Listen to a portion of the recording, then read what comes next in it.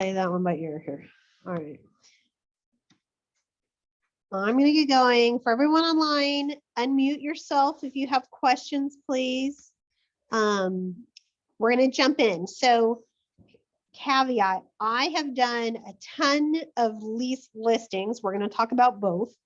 I've done a ton of lease listings. I haven't worked with lease tenants in a long time. Like I've helped a friend here or there over the years, but I haven't done a ton of it. This original presentation was created by one of our agents who was a top leasing agent. She specialized in apartment leasing and did homes as well. She's no longer with us. She actually left and went to an apartment locating company. They hired her they offered her a management position, and so she had to take it. But she's the one that kind of created this content. I know that Facebook ads, the rules on Facebook Marketplace have changed a little bit, but I left the content in here. I figured maybe one of you may know or have an update on it, and we can share and learn, or you guys can always do some research, check it out and see it.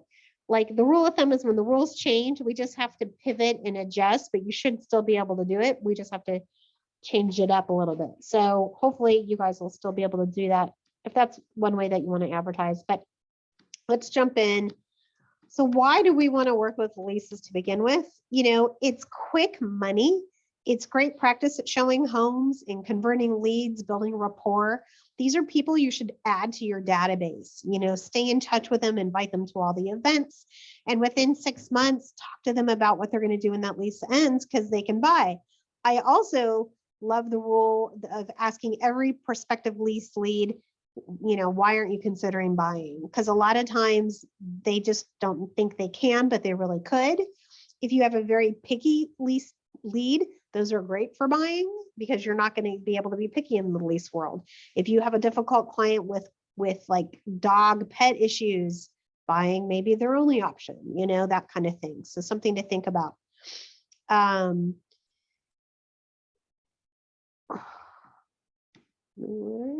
right. Referrals. So, you know, letting agents know that you'll work lease leads can help bring referrals and ultimately bring other kind of referrals as well. We'll talk about all that in a minute. All right. So the two types of lease leads that we're talking about are tenants looking to lease a home or an apartment, and then owners that need to list their home for lease. I would focus on one of the two strategies and go deep on that. I will tell you, as a listing agent, when I would do lease listings, I got all the leads because tenants don't understand that agents can help them lease anything. They think they have to call on each individual lease themselves, and most listing agents don't work the lease leads correctly and say, I can help you find something else. Like they're too busy and they don't want those to do that. So there's a lot of opportunity, but a lot of them, we have to teach them how it works in that initial conversation. And we'll go into that. But, you know, I'm going to first start with tenants looking to find a home, and then we'll talk about the owners and what to do with those. So finding the leads is the first step. Craigslist, if you guys ran ads on Craigslist, so pretty much all apartments will allow you to use their pictures and you can run an ad for an apartment. And I have some examples on another slide here in a second. Our listings on ABOR, which is why I wanted to get into ABOR. Let's try it one more time.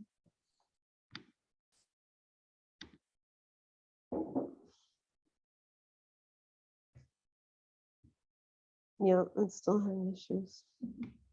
Oh well. All right. Our homepage on ABOR has all of our listings. So if you look at my active listings, below that it breaks out your office listings and your firm. Your firm are both offices, the Buda and the Austin Leases. There's a ton of them on there. I, as the broker, can give you permission to market any of those. I would, however, encourage you to email the listing agent and say, hey, I'd love to market your listings to find tenants. Are you okay with it? And they'll be okay. If they aren't okay, then I can override that. But as a courtesy, you should just let them know. I would also let them know that, hey, by the way, I'm happy to work lease leads because all of these agents are getting lease leads and most of them don't want to work them. If you ever see homes listed for lease that are in your area by an agent who lives in a totally different area, chances are that agent's not working those leads and doesn't want them. Let them know you're happy to work their leads. I can't tell you, I used to unload my lease leads when I take listings.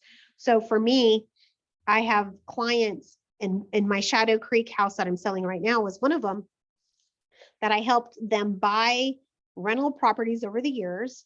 And then as a courtesy, because I helped them buy it, I would get them leased out for them. I don't do property management. We don't do property management. All we do is get it leased. But I would get them leased out. I wouldn't charge them very much on leasing it for them because I made the commission on the buy and I want them to be long-term clients. And just like this one who's come back to me now, I'm selling the house for them, right? So I wouldn't charge very much. Like I usually would only charge 50% of 1 month's rent. I'd give 25 to 30% to the other agent and I'd keep 20.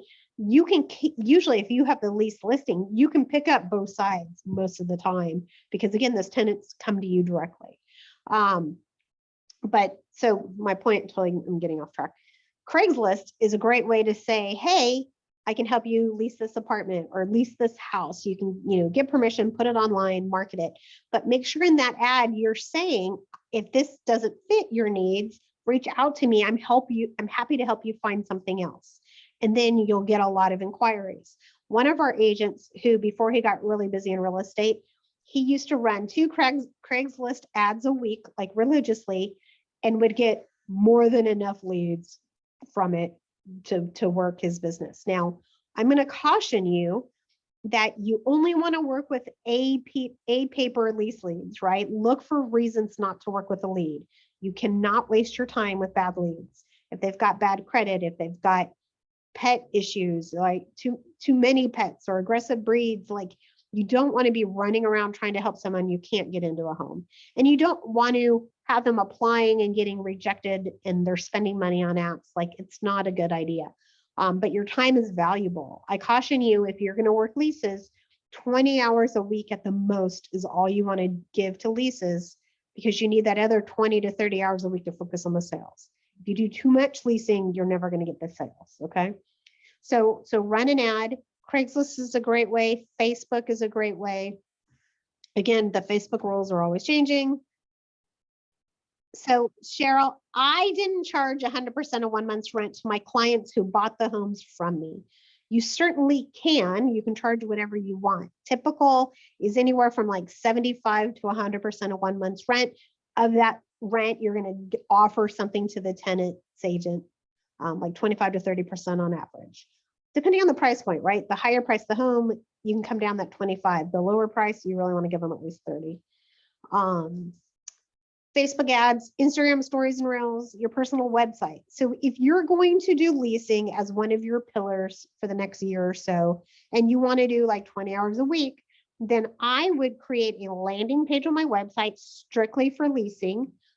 You can do an IDX feed. So if you're going to advertise homes for lease in Buda and Kyle, you can then have an IDX feed come to that page that feeds all the current listings, lease listings in Butte and Kyle. An IDX feed is a feed from the MLS that feeds to your page. And then on the top of the page, it's like, here are the current homes available for lease. Because it's a live feed, it automatically maintains itself. So it's really easy once you set it up.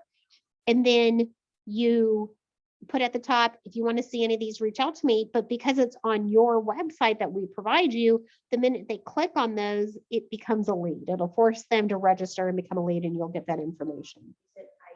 IDX. So let me see really quickly. Bear with me. Let me see if I can show you what I'm talking about. Let's see. Let me just do this. I should have had this pulled up. 321. Group 1 login. No. 221. Group .com/login. Oh, I can't. I don't think that's right. Nope.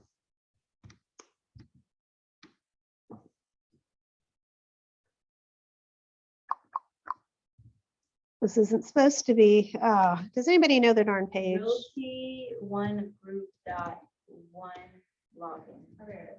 .com. Oh, .com? Yeah. I think that's it, yeah, and then, Like well, that? you use, oh, wait, yeah, sorry, .com. Realty one group dot No. one login.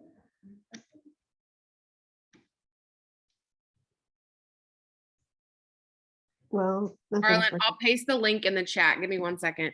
Okay, thank you. Yeah, I was about to do that, but I was like, wait, I'm not on the Zoom. Is that one? So this is both for getting people to let us list their homes to lease them, and also getting people for us to help find a lease, correct? So we're going to talk about both, but right now I'm strictly talking about ways to advertise to get tenants, to get the prospects, not, I don't know if my computer, oh, portal. So how do we get paid once we So, get? so let me get through the slides, and then Okay, as topics come up, if I'm not answering your question, feel free to ask. Otherwise, at the end, we'll go through all your questions, okay? yes, ma'am. Okay. I am not sure if I'm putting in the right word. Gosh darn it. The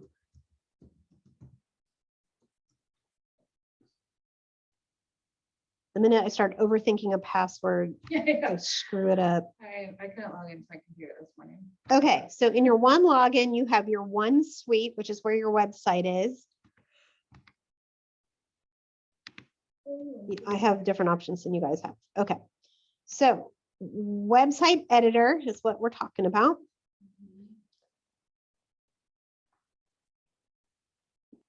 Yeah, so we need Amber here. Okay, let's just try this.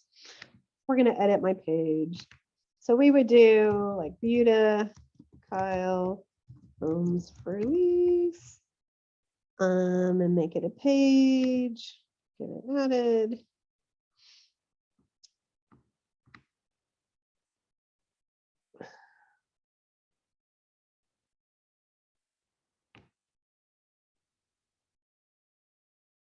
Here we go.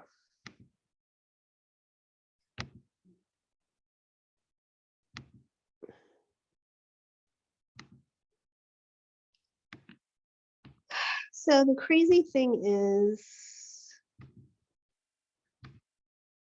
I used to teach classes on this, and then they changed the provider of this website, and now I have no idea how to do it. Oh my gosh. All right, we're gonna table it, because otherwise I'm gonna go down a rabbit hole. I played around with it and couldn't figure it out the other day either. I did notice that you do have to change it to where it makes it to where your people can only look at a couple of properties before they have to register. If not, they can just look at everything. Yeah, you definitely have to select it so that you, like, usually I'll give away 2 and then make them register. I'm going to email myself really quickly a note, and I will make sure we shoot a quick video on how to do a landing page with an IDX feed. So I just am not the tech person, and so we don't want me trying to teach tech. Okay. But in theory, I know you can. You should be able to create this page on your site. When they click on it, it will feed from the MLS, and you can do that with new construction. You could do it with and by city, like any search you can do in MLS, you can create those results to land on a page. So like if you wanted to do you're into a farm in your neighborhood, you could create a landing page for everything for sale in your neighborhood, that kind of thing. So if you're going to specialize in this, then I would think about, where do you want to work? What do you want to do? Again, these are for leads, for people who are looking to lease a place or an apartment. Like you could do South Austin apartment leases. Well, you can't do apartments because apartments aren't on MLS, so that won't work. You would have to create all the content yourself on that page if you were into apartments. One reason to think about apartments is they pay really well usually. But if you're going to do homes, then I would definitely add it as a page to your website. Keep in mind, we will have to get you how to do that later. Okay. One note on apartments is make sure that you look and see if they work with agents, because if they don't, you won't get a commission. A yeah, lot of- we're gonna go deep on apartments here in a minute. Okay, so finding listings for leads, finding listing leads. Looking for sale by owners on Craigslist. Craigslist is full of people who don't want to hire an agent or who don't want to, aren't using a property management. So if you want to do listings as leases, you know, looking for those for sale by owners, just like you do a for sale by owner on selling a home, you would look at it as a lease.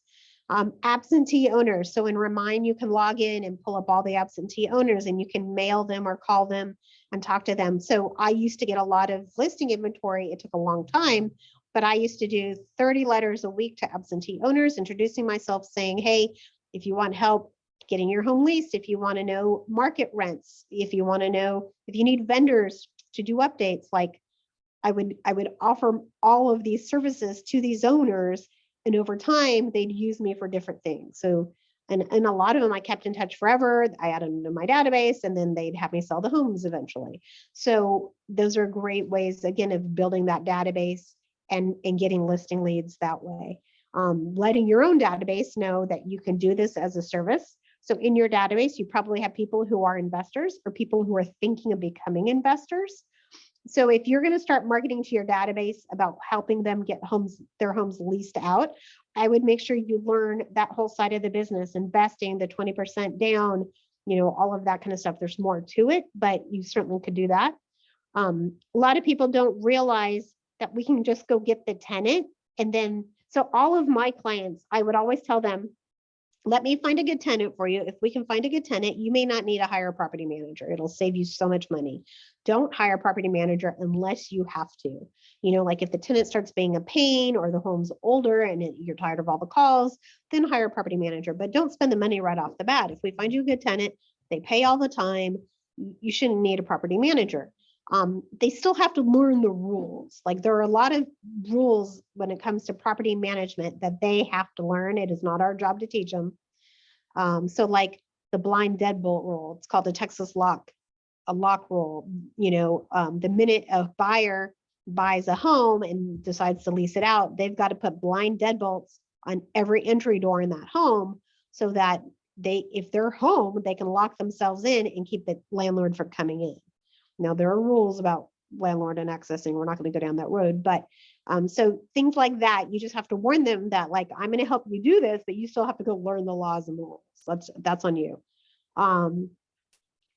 It's really important we make it clear we don't do property management. We just help get it leased. But if people realize that we can help them with that service, that can save them money when they don't have to pay for a property manager. Social media posts targeting these kind of leads is another great way to get the business. There are really bad property managers out there, and so people are always looking for changes and help. Again, we can't do property management though. Okay, this goes into details on social media. I am not going to go into this. I am not the social media expert. What I would recommend you do is that if you want to do lease leads, pick one of these routes and then Google realtors getting lease leads on Facebook, realtors getting lease leads on Instagram. You know, like there's tons of videos out there on how to do it. And then this goes into some details. I personally really like Craigslist because tenants still go to Craigslist to look for leases all the time. Like it's a very common way to do it.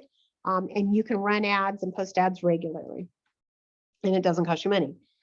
So Facebook Marketplace, I know a lot of agents who've done really well with Facebook Marketplace.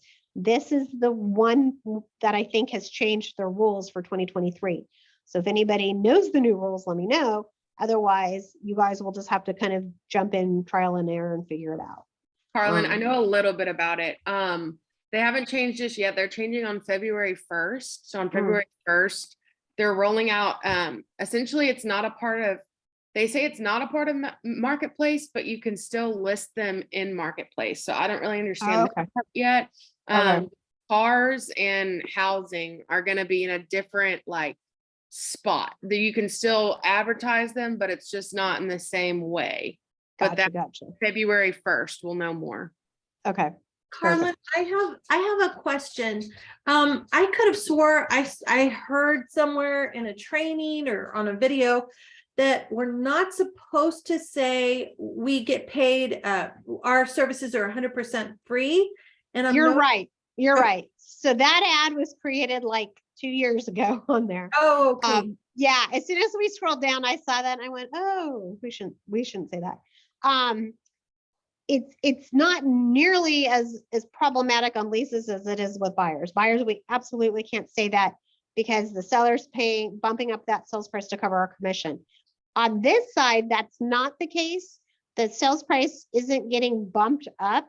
That listing agent's going to take the commission if you don't get paid, and apartments will pay out the commission or not pay out a commission, and the rent's not changing.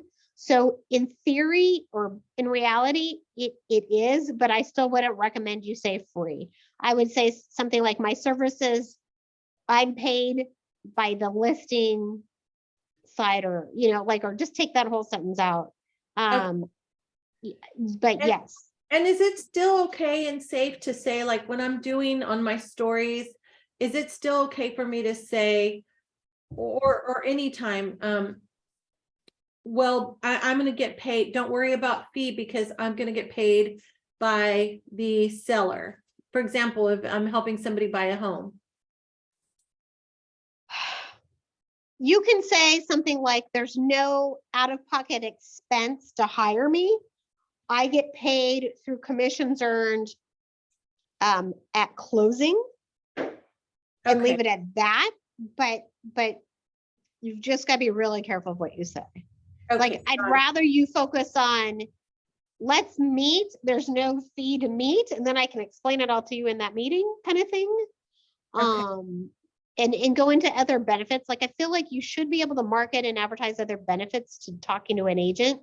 Get educated on the process, get educated on the cost. A consultation to learn more isn't going to cost you anything. Like, that is a much safer way to do it, and then explain to them how it works in that meeting. But because of the lawsuits and everything going on right now, it's a really, really touchy subject. Gotcha. Okay. All right. So this goes into some examples of Facebook Marketplace, like an ad gets posted, questions and results. So if you're doing it on Facebook, they're going to want to communicate in Messenger. You've got to be really careful with, I would never agree through Messenger to go meet a stranger to show them a vacant listing. I really want you guys to focus on taking it to a phone conversation and then having the discussion on the phone.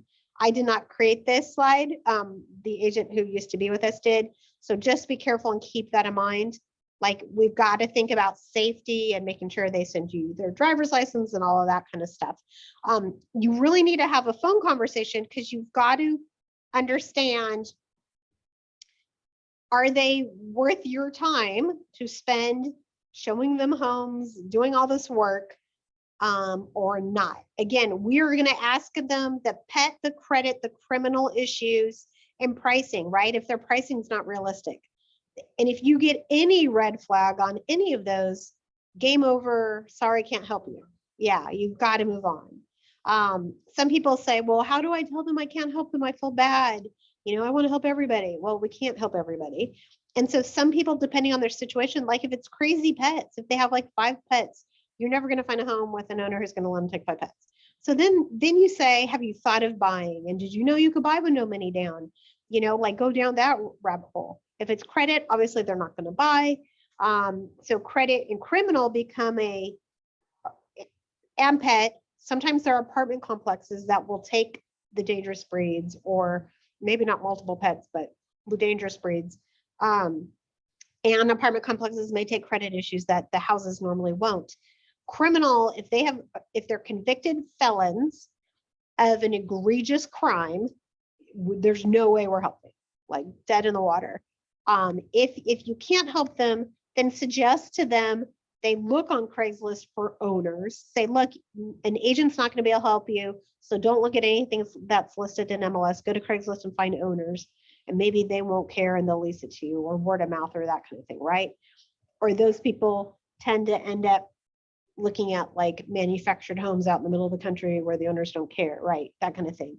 But if it's a criminal issue, like a DWI, let's say, a DWI or DUI from 20 years ago, and I'm a totally different person now, you usually can write a letter of explanation and get over that hurdle. Does that make sense? But if it's, oh, I'm, murdered somebody and now I'm out, like, no, sorry, not happening, right? You don't want to be the person. Yeah, so if it's a credit issue, like maybe it's a divorce, right? Husband and wife just went through divorce, the wife needs to find a home, then it's how bad is the credit? Can we write a letter of explanation and it makes sense? Do they have extra security deposit to overcome the credit issue, that risk? And then look at listings that have been on the market a little while, not ones that just came on. If they just came on, then they're going to be looking for a paper tenants. But if it's been on a while, then maybe those owners are a little more motivated and may look at that situation. Does that make sense? So you really have to have common sense. You don't want to waste your time. I just can't even stress that. Any questions on this about asking the right questions? There is a lease lead sheet in Portal that helps walk you through these questions. If you're going to work with leases, I'd recommend printing those out and having a stack ready to go. Carlin, what if it's a recent DUI and they have an ankle bracelet? Probably not. Okay, thanks. I love that question. Yep. I just want to agree with Carlin 100%. Before I was with ROG, I did this where I was trying to help people that nobody else wanted to help. And it was a waste of my time, my gas, and it totally, it was a full-time job just doing that. And it's emotionally draining because you So like, draining. your heart bleeds for them and you feel badly, but you didn't put them in that situation. They made stupid choices, right? And Right. and it will really take a toll on you. So I really believe in an honest script up front. So when I have a lead, Lauren, you're going to be my lead for a minute, okay? Okay. So Lauren, before I jump into my questions, do I have permission to get a little personal on you? The reason I'm going to is I don't want to waste your time or your money showing you homes you're not going to be able to get approved for. So I really need to understand your full situation. So I'm going to ask some questions that seem a little personal, but it's important I understand the truth, because again, we can be wasting a lot of time and money and you don't want me to do that, do you?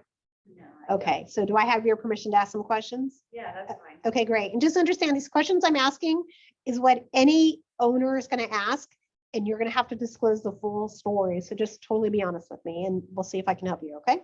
Okay. Okay, great. Like that's what you need to do. Get permission and then go deep. So that initial conversation is going to take a little while. So I've done with one and she never responded. I was like, oh, okay. But it's someone that I know. She reached out asking if I can help her, and she has a pit bull. And I tried to get on a call with her, but she was in a Zoom meeting. But again, someone I know, so I was like, okay, whatever. Right. And so I told her, I was like, no worries. I just need to ask some questions. I'll text you these questions. And I warned her, I was like, it is a lot, but it's in order to help me find do the search, and then also same thing, like Yeah. what's going to qualify you. Yep. And then I gave her my list of questions, and then never heard back. We're not Yeah. friends anymore. Yeah, right. Yeah. It's just, it is a little invasive. But the reality is some people are going to lie to you and think they can get away with it. And that's just stupid. Mhm. Some people don't realize that they're really going to get checked. And so having that conversation up front, educating them and warning them is important. The other thing is like pricing and quality of the home. Like you don't get the best home for the cheapest rent. Like it's not going to happen. So if they're really, really picky, keep that in mind. One of our agents, he wasn't even 21 yet. I gave him a lease lead the first week he joined us, and he converted him to a buy a week later because they were so picky on the homes they were seeing. He finally was like, maybe you should buy a new construction home, like your tastes are just not in the world of reality here. And that's what they did. It was really funny, but you never know. If you are going to go down the rabbit hole of a unique situation because you think it makes sense to you, then call listing agents before you show the home. Don't waste time, and look at listings that have been sitting on the market a while, because those owners are going to be more motivated. My owners always were logical. Like if it makes sense and they had a good explanation, they were fine with it usually, or as long as they could also pay a little extra money to overcome it. But my owners really got hung up on a lot of animals because animals can trash a house really quickly. So those are really hard. Dangerous breeds, just so you guys understand why dangerous breeds, homeowners insurance will exclude coverage if that owner gets sued because that dog bit somebody. And so there's no liability protection for an owner. Now, can they go pay and get extra protection? Yes. But most of them don't have it in their normal policy. So their policy is, I'm not going to take them. Now, I'm not going to go down the ESA hole, but ESAs is one way that is a workaround, but we're not going to go down that rabbit hole right now. Okay. Yep, go for it. Will you be covering the running? The apps? I can touch base briefly on that. Let's see if I can get back into MLS and then that can help us. So the next slide is just about how to find the homes. What I recommend you do is, Lord, can anybody else get into MLS? Yeah, I'm logged in. Are you? What's going on? I mean, I can't even get to that page. It's so weird. Okay. It's a little slow, but it's slower. Okay. Well, Just you. I Yeah, guess whatever. it's a stupid laptop.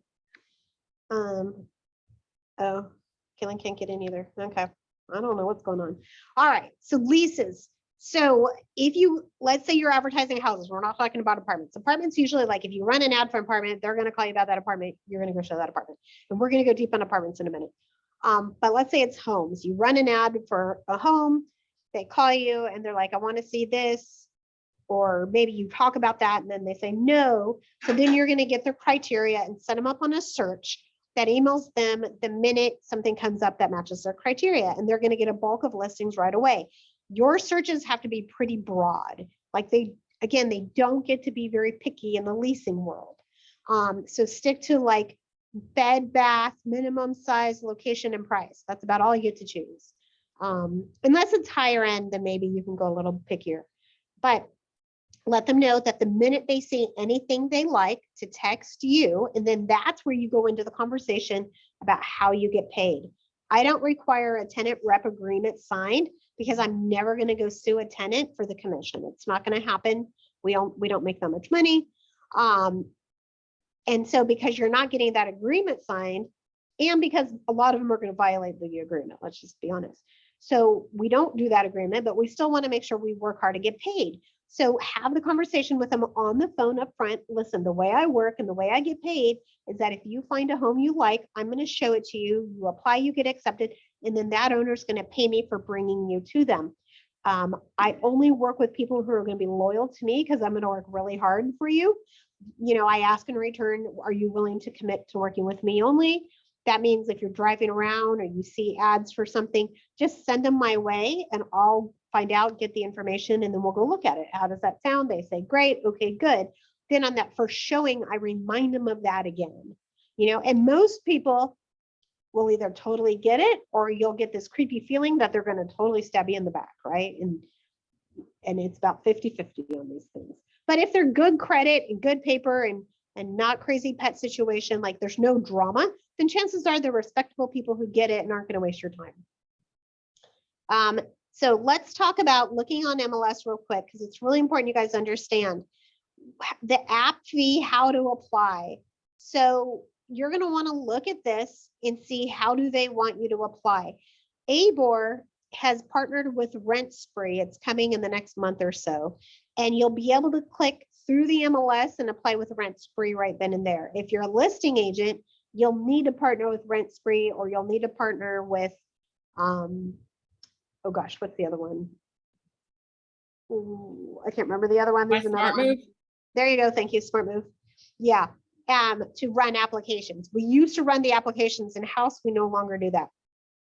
But if you see this, for instance, this is Dean, who's with us, who used to run them in-house. He says, hey, it's $40 made out to him. That $40 has to be a certified check or money order. And it has to be delivered to him with the applications.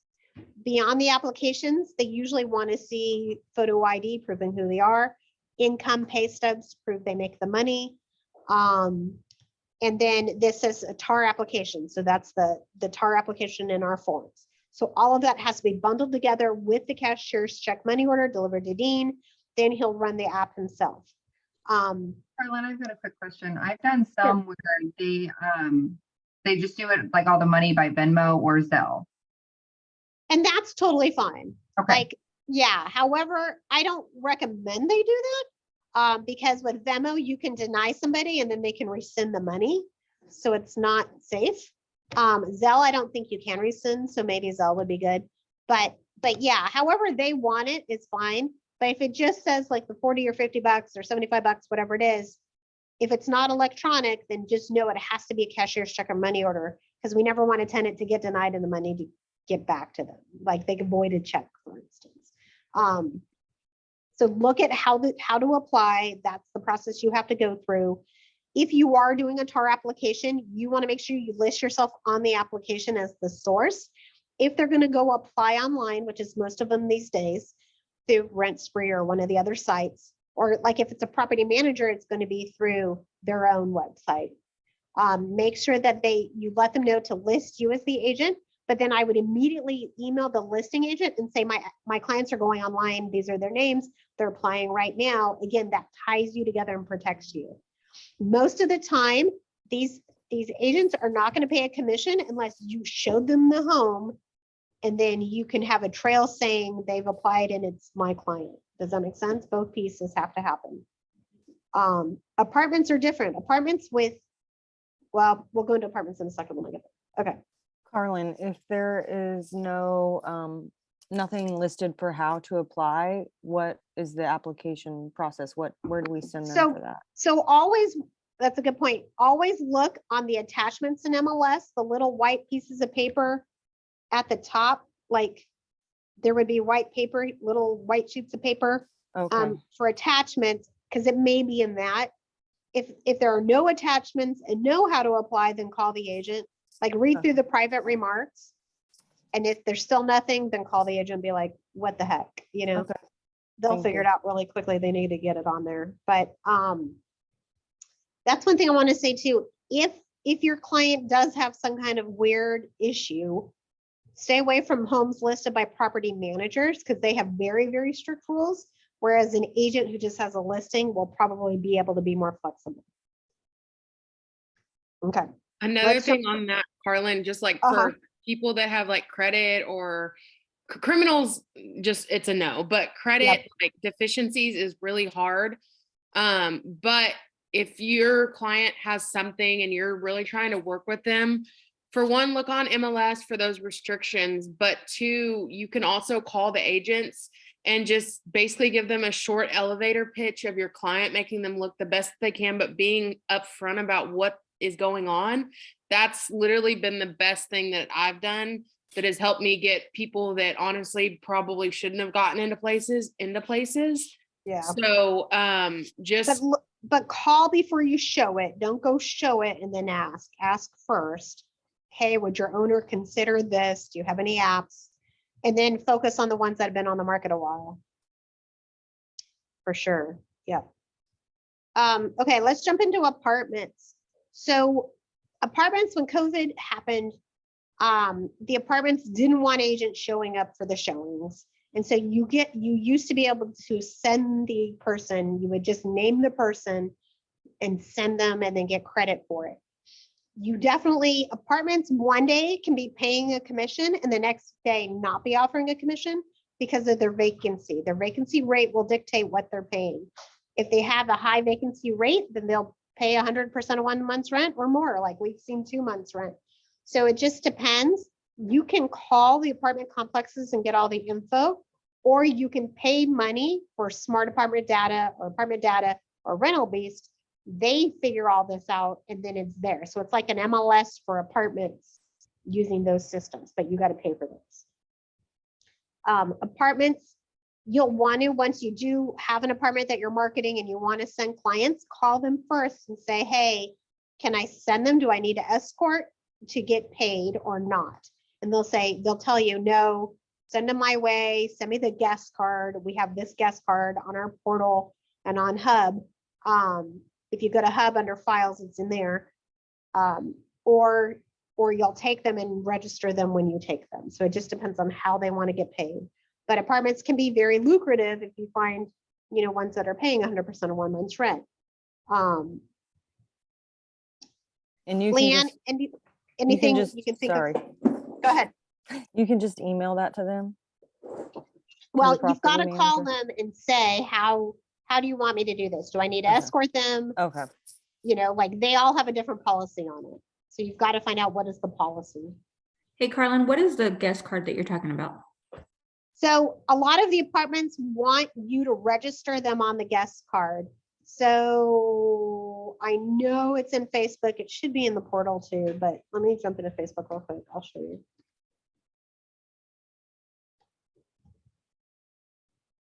Carlin, what were you gonna ask me? Is there anything else in apartments you think we should add? And gosh, we need to turn this heat down. I'm gonna melt soon. I would just say definitely call, make sure that they work with locators, even off of, I think it's like apartmentdata.com. I've had some that are on there that when I call them, they're like, no, we don't work with locators or Okay. realtors. Then really just the guest card, a lot of them want you to have your own that I've gone to. So just always make sure that if you're going to show apartments that day, just already have some printed off with their information on it and yours so that you can fill in the apartment or anything like that. But I always just like call and tell them I have a client that's interested. Can you send me over your rates and everything? And then they'll usually say, can you send me over a guest card? So that's typically what I do. All right, let me go back to Hub. So if you go to files, let me try and do the right thing here. You do guest card. Well, it should be in here. All right. Maybe we moved it all to the floor. Let's go. Carlin, I want to add something. Yep. I would just think that if you do have the time, if you don't have anything else to do, that I would show them personally, because that adds to your rapport to them to follow up with them and get them to be a future buyer. 1,000%. Yeah. It was just like during COVID, they absolutely didn't want you. And so you just had to watch it. But I would always find out now. But there's a lot of agents who never meet the people, like they just do a million apartment leases and do it that way. All right, I can't find the guest card. I know it used to be on there. So I'm going to make sure it gets added into the portal. Unless it's called something else and I'm just blanking out on it.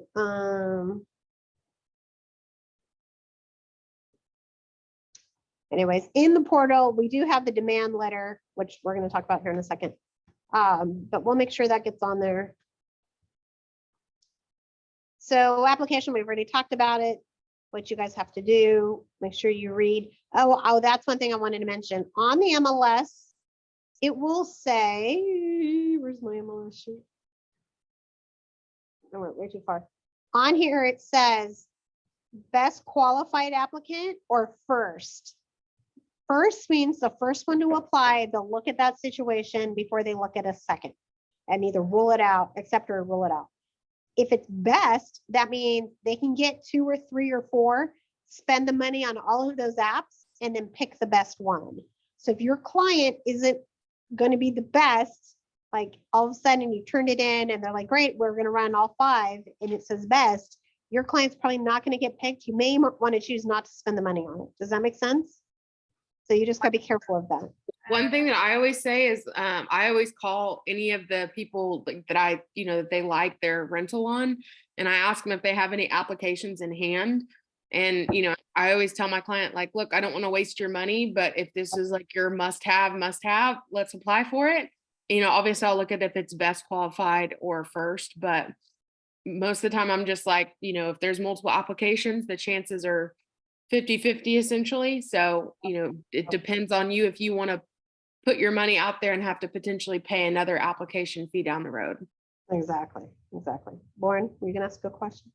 I mean, I don't know.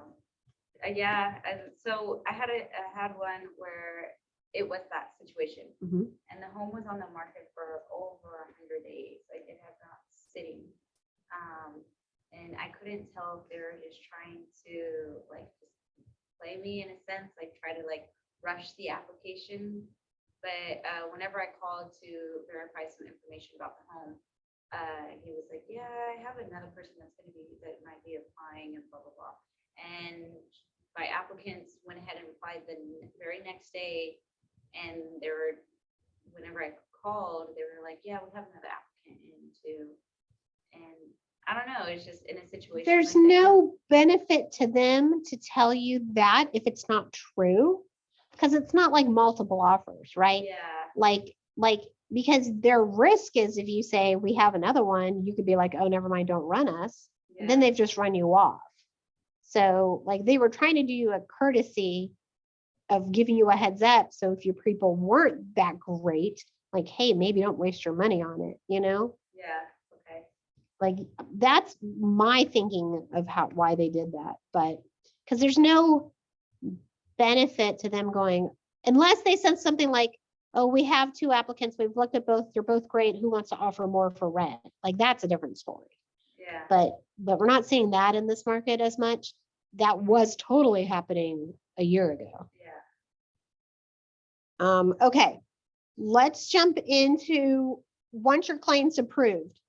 Once they're approved, you're adding them to your database. You're going to stay in touch with them and talk to them every month or so, checking in. I would go ahead and teach them to do this part down here. Take photos and videos of the home prior to their move-in, documenting the condition of the home, and then putting it, and then they're going to have to fill out an inventory condition form. I would give them a copy. The landlord or the listing agent should also give them a copy. But explain to them why and how that works, why it's important, right? Like, hey guys, the burden of proving the home wasn't damaged upon move out is on the tenant. It's not on the landlord. So the only way to defend your case is to prove what it looked like when you moved in. So here's the form you have to fill out, and according to your lease, you're turning it back in 7 days or 10 days, whatever the lease says.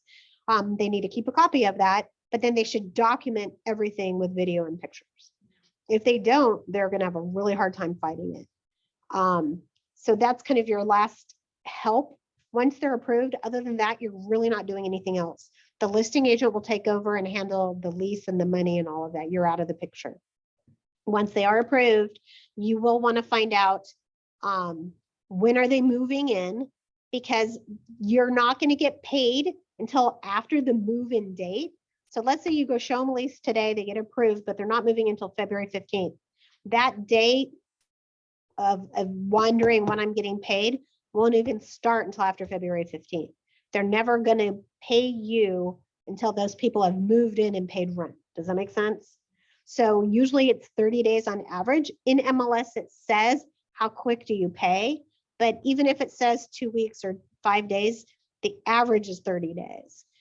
You're going to create an invoice, and in Portal, I do know the invoice is in here. This is an invoice. It's in Word. You're going to modify it for your situation. So you'll plug in your name up here. It says listing agent, but leasing agent. If you're the leasing agent, the date, who you're billing it to, which is the listing agent, the address of the property, the commission, and what's owed. On this, it says they're mailing it to us. Oh, the formatting of this is screwed up. Make sure it's all on one page. They're mailing it to us at the Buda office. We need them all to go to the Buda office. They're going to need this invoice. You'll modify it in Word, save it as a PDF, and email them the PDF. If you email them the Word, they're going to be mad. Don't email them the Word. And then you're going to email them our W-9 with it as well. I always email them and say, hey, did you get my invoice? Confirm they got it. And then set a clock, like a reminder on your calendar from 30 days from move-in, did I get paid? If you didn't get paid by that 30 days of move-in, then you'll email them checking on it. And if they give you a legit, hey, you'll have it in a week, sorry, whatever, cool. If they don't respond, or if they keep stalling you, then get me involved. And then I'll say, email me, email them again, tell them your broker's now on record with the email, and then that will usually get it. If all of that fails and we're still not getting paid, there is a demand letter in the portal. I shouldn't have closed this, that was dumb. Under leases, there's a demand letter in here. Legally, you can send a demand letter with a late fee and then a per day charge every day after they don't pay. So you could say, you owe me this commission. If I don't get paid in the next 2 weeks, you're gonna owe me an a late fee plus $75 late fee and 10 days after that, or whatever you want to put. And then legally, you can go to small claims court and go after them for that money if they don't pay up. That is the best way to get apartment complexes to pay. Apartment complexes sometimes suck at paying. They, like you earn a big commission, but it'll take them 6 months to pay you. And so worst case comes, push comes to shove, you send the demand letter and then that will usually get them to pay. On the agent side, if it's an agent doing the lease like a house, usually getting brokers involved will solve the problem. Like they don't get to avoid not paying. All payments have to be paid to the brokerage and then we pay you. I want all payments to go to the Buda office because we don't check mail here very often because we don't normally get mail here. We're not supposed to. So you'll email the invoice. When you send the invoice to the listing agent, you can just CC Tracy on that email and then she'll know to keep an eye out for the check.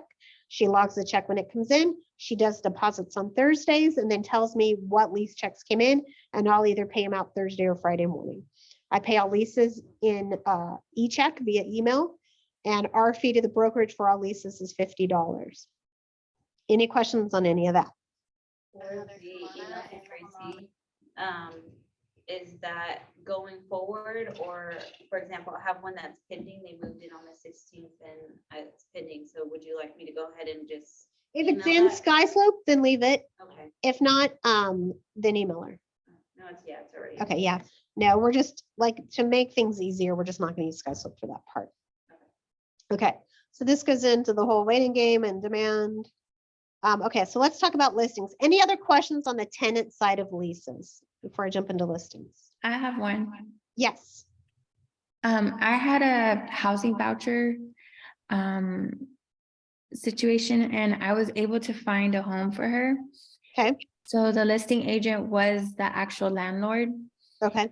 and it went like, yeah, it was weird. Like they had the application, how to send it, like a website, whatever on MLS. But when I called the agent, she said for me to send the TAR application, and we kind of did it over text. Like I sent her pictures of the dog and I also sent it via email because she wanted pictures of my clients. And then she said, I guess she was just kind of like nervous to take my client. And she said, has she seen the property? But my client was like, no, I want to hurry up and apply. Like, I just want to do it without looking at the property. So I never took my client to the property and I never took her, but the landlord wanted her to go, but she wanted to meet my client.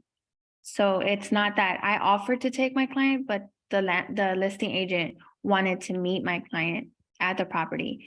And So that's okay. That's okay. they met and then all I got was like, I got it. And then the listing agent texted me and said, she's good to go. So after that, like, I said, what else do I need to do? And she goes, nothing, just send me the invoice. And that was it. So I was kind of confused because I sent her the application she has to do with the housing, like the Section 8. Right. Sent her all that. And then I sent her a TAR application, but there was never, like, I never dealt with the deposit or any of that. You wouldn't. Like the wouldn't. minute they're approved, the listing agent handles everything going forward. Oh, okay. I didn't know if I had to like do more. I don't even No. think okay, cool. Nope. So that, Yep. yeah. Yeah, was so just okay make to sure you work on. send, okay, yeah, you just make sure you send the invoice and the W-9. Okay. Section gonna- 8's hard usually to find. You're lucky you found them. I normally wouldn't work with Section 8, or I don't recommend it, only because it's very hard to find anyone to take them. And usually if they are willing to take them, there's usually a waiting list. So there just aren't that many Section 8 housing out there. There's some apartment complexes that'll do Section 8. Like almost every apartment complex that's being built now, they have to dedicate a few units, a percentage of units to Section 8. Like typically 10% whenever it's affordable housing. Yeah. They have like 10 or 20%. Something, I yeah. worked in a couple that. Okay, were like- yeah. So, but then there's usually, because of that, there's still usually a waiting list, so it's hard. But good question. Okay, any other questions before I jump into the listing side? I have a quick question. Okay. I had sent an email, but you can ignore my email. If it says go lockbox, but it does say tenant, I mean, I saw it on a listing. It Was says wondering, tenant like, occupied, but go. yeah, and it doesn't say to text or anything like that, but it does say tenant. It doesn't say vacant. So So I it's- would just text the agent and say, hey, just to confirm, your MLS says go, but it also says a tenant's living there. I don't want to get shot. What's the story? Like, when in Right. doubt, ask the agent. Okay, and then also, how do we find out if it does say tenant, how much longer they have on that lease? Well, in MLS, it's going to say, when is it available? In like the private remarks? No, there's a The bottom field. right-hand corner. It's a specific field that'll say when it's available. Okay, okay. Yeah. So So that's a maybe good they note. meant to put vacant because they didn't have that either on how, when it Well, would be available. Well, sometimes, like when they first took the listing, it may have been a tenant occupied, and then the tenants moved out and now it's vacant, and so they flipped it to go, but forgot to change the occupant. That could easily happen, Okay, but you just want to make sure. Or show up and bang, bang, bang, bang, bang, bang, bang on the door, open the door, scream bloody murder. If it looks empty, okay, good, we're safe to go in. If it looks occupied at all, close that door, So you could Right. always do that. okay, But, thank you. But I would text the agent. Yep. The agents need to know there's something wrong in the MLS. So, okay, timeline for lease listings. So it's a lease listing is a lot like a normal listing. You're going to do an exclusive right to lease agreement, sign in lockbox, photos, MLS. For all of my clients, I always did professional photos because I need to do what's in their best interest. B, they're going to keep using me every time a tenant moves out. So I'll have those photos to use every time. So it's worth it. I'm not saying you have to use professional photos on this, but it better look really good. If it looks bad, you're not doing what's in the best interest of your owner. You're going to then set up an account for the property on Rent Spree. Once MLS is connected to Rent Spree, which I think should happen in the next month or so, then it will automatically be just like a click of a button through MLS. Rent Spree is the form or the system that you're going to run the credit and criminal and all of that for the applicants. They're going to go online and apply for them. You'll work the leases. They come in. We can, here at the office, I don't let you work buyers and sellers on the same property, but you can work both sides of applications on leases. So, if somebody wants to apply on your home, you can work it and get both sides. Once they've applied, you're going to submit all the information to your owner. Make sure they get a copy of all the information and make sure you have a copy of the information. The owner will then make a decision. It's the owner's job to make the decision, not us, but we have to make sure we present the full story. So make sure they get the full job income verification, make sure they get the rental history, make sure they get the credit and the criminal, and then have them choose.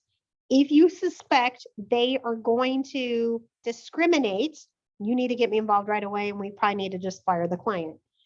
There are ways to get around it, but I don't even want to work with somebody. So if you're suspecting it, we need out. Yes.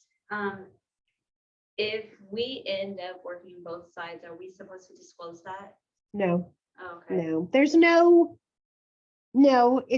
there's like no negotiations in this world in leasing. This is the application, this is the fee, this is what they charge for the deposit, this is what they charge for the rent. It is what it is, and they either get approved or they don't. So there's no like fighting for the best situation, so we're okay. I have one other question. So sorry, I know It's we okay. moved on, but this is for a lease side. If someone asks, like, if we could run their information, like a pre-screening or whatever, would that still be through Rent Spree if we decide to do that? Because that would be at our own We cost. really can't. Okay. There's without a property to run it, we can't.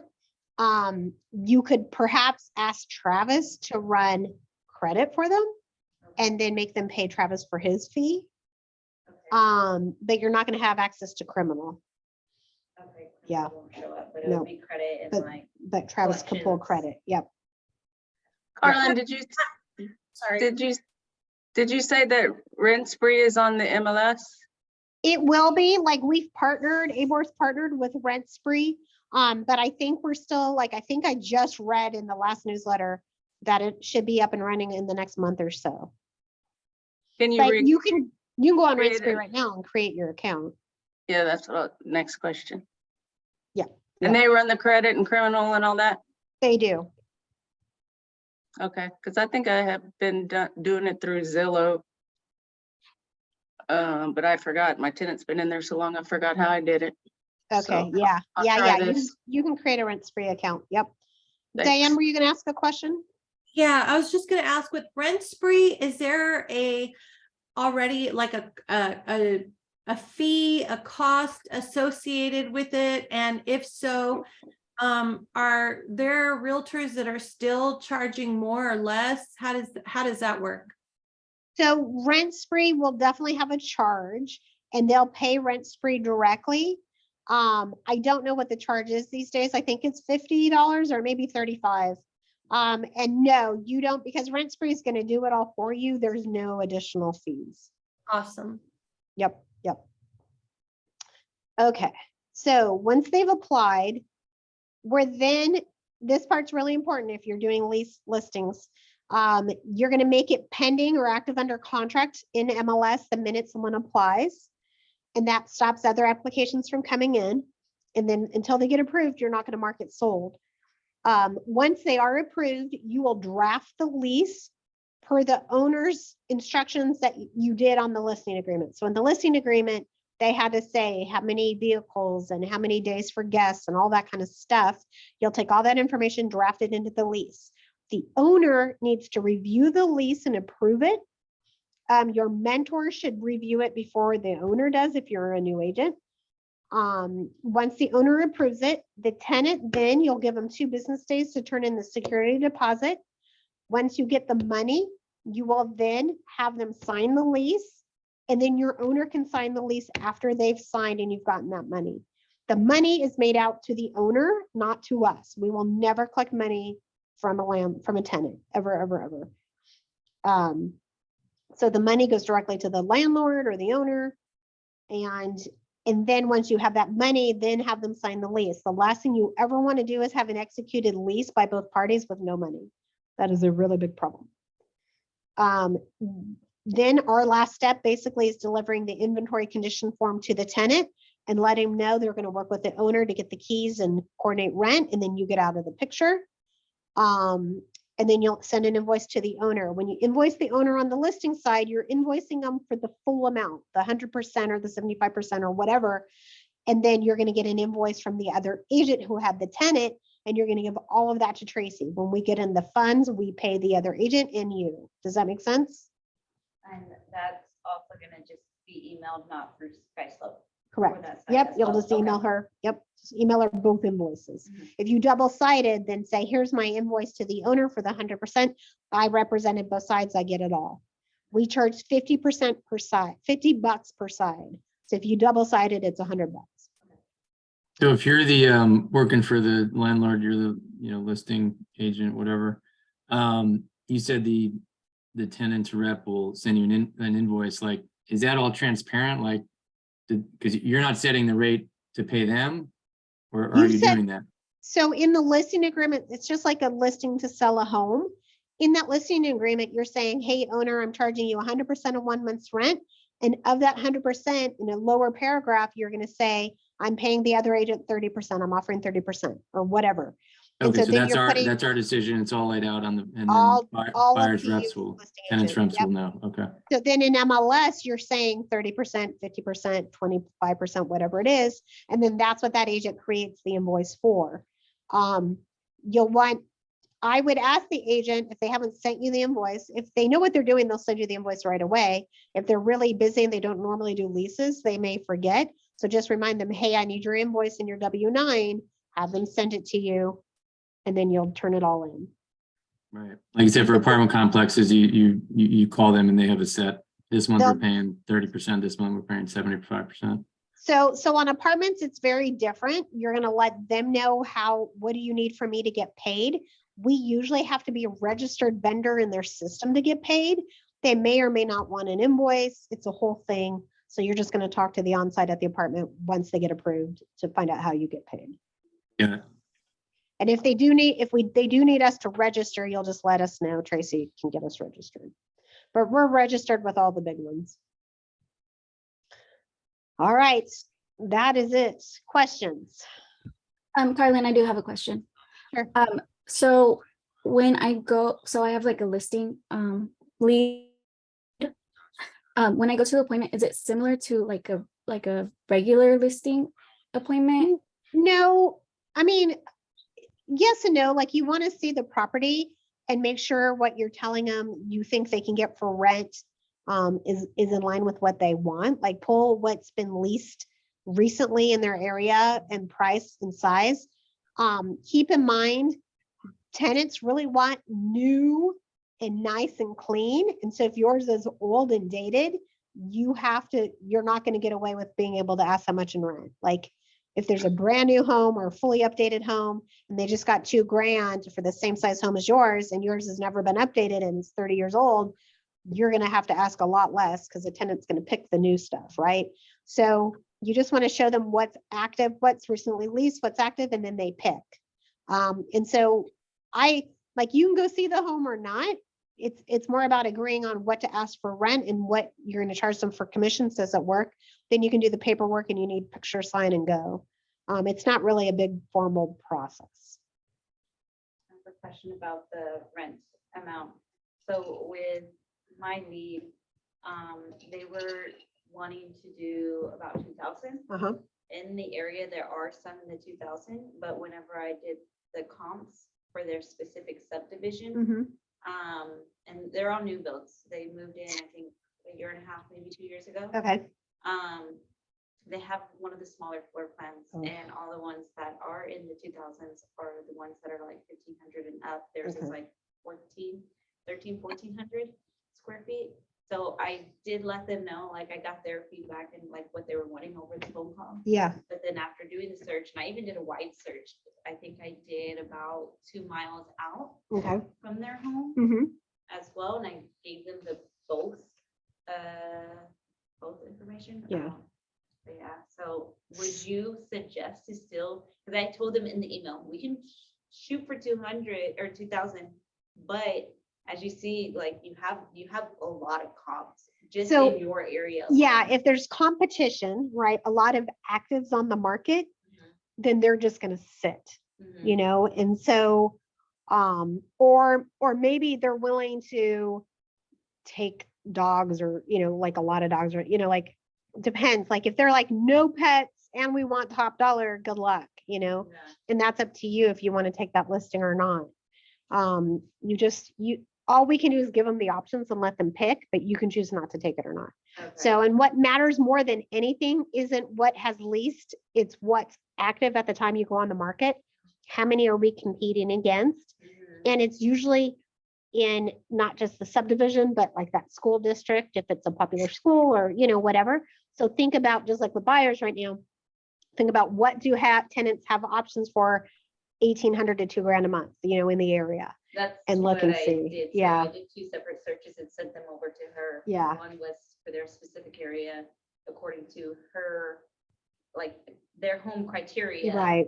And then, or no criteria, just showing her what's Everything. in her subdivision. Okay. And then a closer Yeah. to her criteria, like her home criteria, thinking as a leasee. Yeah. And Yeah. doing it like miles I mean, out. it's going to be up to them, but the thing for an owner to understand that they really missed the mark on is the minute you're sitting there vacant for a month with no rent, you could have come down almost $200 a month, or at least $100 a month.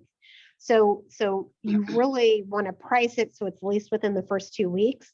Otherwise, you're wasting money. Yeah. You're shooting for the stars and you're never going to get it. So the best thing to do is just to educate them and hope they pick. The problem is some people say, especially right now, they're like, oh, I can't get my home sold or I can't get what I need for it. I'm going to rent it out. And then they want to cover all their payment. And sometimes that's just not the reality of the market. You can't. Yeah. Yeah. And so, I think covering their payment might be doable. but, okay, they um, wanted more. They were trying to. Yeah. And so I do want to work with them because they're gonna be a buyer as well. Sure, sure. So with that, with their specific situation, they are, when, after going through all that, they mentioned, well, we're kind of interested in new builds, so it's not like no huge rush, so they were Yeah. thinking about. Oh, okay. Yeah, Putting so it it just on the depends on the market and letting it situation. sit. Yeah, okay. That's up to them. All right, guys, any other questions? Otherwise, I'll let you go because we are over. No, thank you so much. You're welcome. We'll see you later. Bye. Thank you. Bye.